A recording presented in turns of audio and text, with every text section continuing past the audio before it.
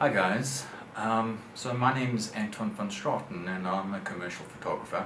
I was recently asked by a friend if he could borrow my Canon EF lenses to attach onto a Sony body because he was given this little converter to test, which basically allows you to obviously put Canon lenses, particular EF lenses, onto a Sony body. But what is cool about this one, and this is the Meike system, I hope I'm saying that right, which has a cool built-in filter system. So this is a neutral density filter, a variable neutral density filter, which, if you don't know, allows you to do this. So from 1 to 10, which is pretty dark. That would take peak daylight situation scenario and turn it into almost night, which is pretty flippin' cool. That means you can have long exposures to do landscape photography where you want to, do a long exposure on a stream or flowing water, and really get a soft blanket effect.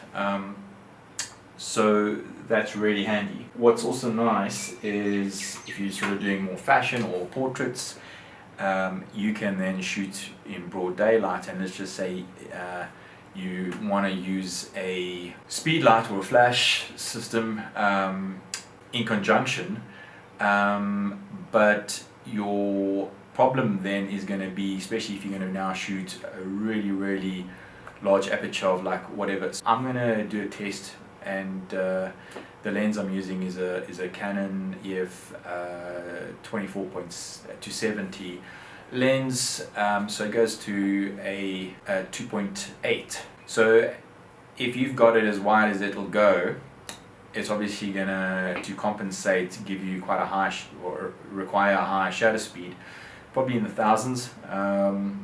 And for those that use off-camera flash, you're gonna immediately know that you're gonna struggle to sync at that speed. It's not gonna sync. You are governed between 160 to 200 to sometimes I think some cameras can go to 250. And I believe there's a new Sony that's come out that can sync kind of almost any speed to the max of like 80,000, which is like mind-blowing. But for the sake of this experiment, we're gonna just keep it at a 200. So I'm gonna have a settings of a shutter speed of 200 and an aperture at 2.8, and then use speed light, off-camera flash, and peak hour sunlight. I'm going to take a picture of a normal daylight scenario, so no flash, just to show you, what kind of picture it takes at that on those settings, and you will immediately see, it's way too bright, sky's burning out. Our dummy model is also burning out, so it's just not ideal. And then we're going to crank up that filter to almost max. At 10 I think it's a little bit too dark, it's almost like pretty much night, so you're not really seeing much. So I think about 8, 9 was sort of the optimum scenario, and you can see the cool benefit of then, because now your sky, like you've got, it's just much more dramatic, and you can actually just see the flashlight hitting the sort of model's face, and it has a completely different dynamic light scenario.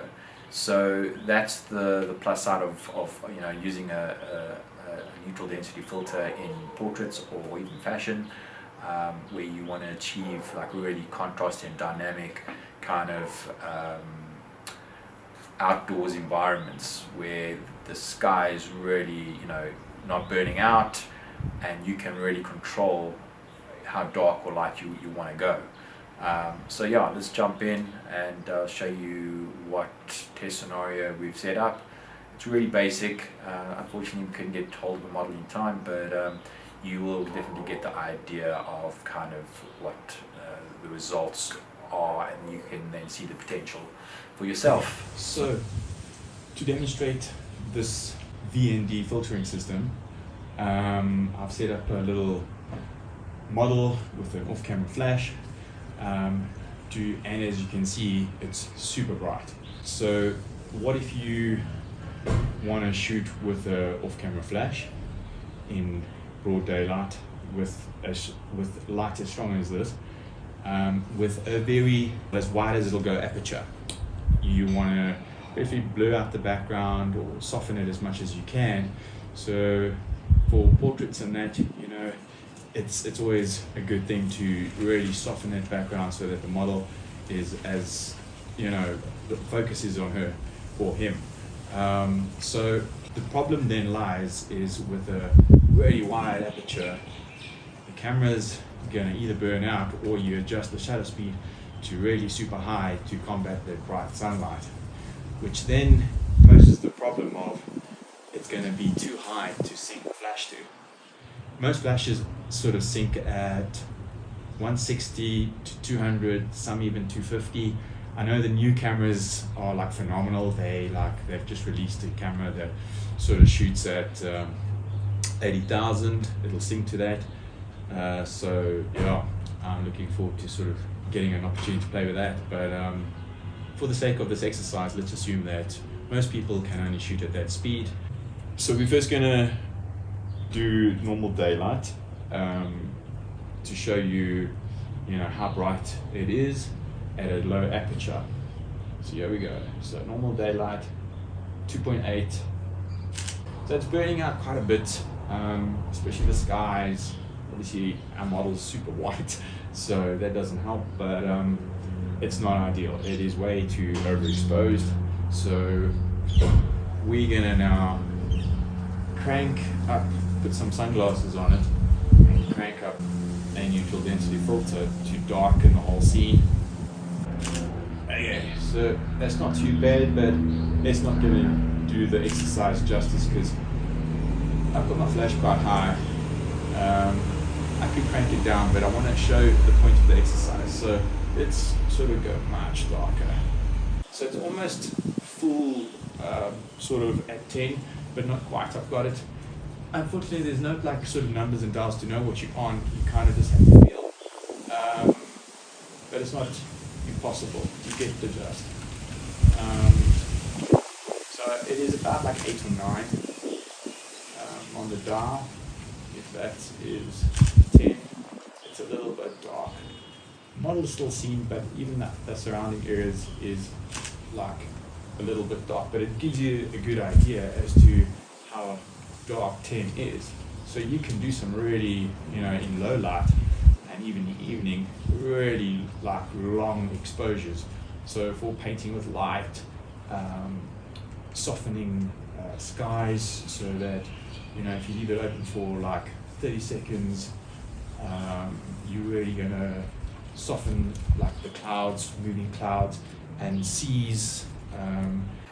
Sorry guys I know the last bit just ends quite abruptly. I was just having a lot of sound issues. Unfortunately didn't have a decent mic to do this properly. Sorry guys for the poor quality of sound, but I hope you guys kind of get the gist of it. So in conclusion, I think it's great for stills. I think it's a money saver in the sense that with this kind of gear, you kind of then you don't need to buy a separate filter for each of your lenses, because all your lenses can go through this, and they're interchangeable. You can change your filters. So I think that's quite a good, novel, and a cost-effective way to go about it. I have unfortunately an old sort of the screw on top of your lens kind of filter, and when I shoot as wide as 16, which I always do, you kind of see these edges of it, so you get this and you might not see it on the camera, but you definitely see it when you look at the picture, and that's like this sort of dark ring or blurred ring around, so like it's picking up that there's a, you know, something over the filter that's wider than the lens. So that's a problem. You've got to then zoom in ever so slightly to eliminate that. So that's not ideal. So yeah, it struggles to focus when it's like obviously like very dark or at its max. You know, I think it's too dark to register to focus on it. So you might want to focus on it first, lock it, or you know, switch it to manual, and then change your filter to the max, just so that you know. And obviously that's on something that's not going to move. So if the model is gonna or moves, yeah, you then it's going to be a bit of a problem. So I would only use that on something that's permanently still. And for video, I struggle to. The focus was it's a bit of an issue, especially like on moving things, and it varied depending on which or how dark you want it. So obviously the darker you go, the more it struggles. So I wouldn't risk, to be honest, personally, wouldn't risk or using it on things that are moving. Interviews, you know, maybe would be better, something that is more controlled, because then you can kind of, worst case scenario, lock your focus in the guy sitting, so he's not going to be moving around, and you're good to go. So yeah, I would definitely consider this in my kit, but I think it depends kind of your genre of what you shoot. Yeah, so check it out, give it a bash, and let me know what you think.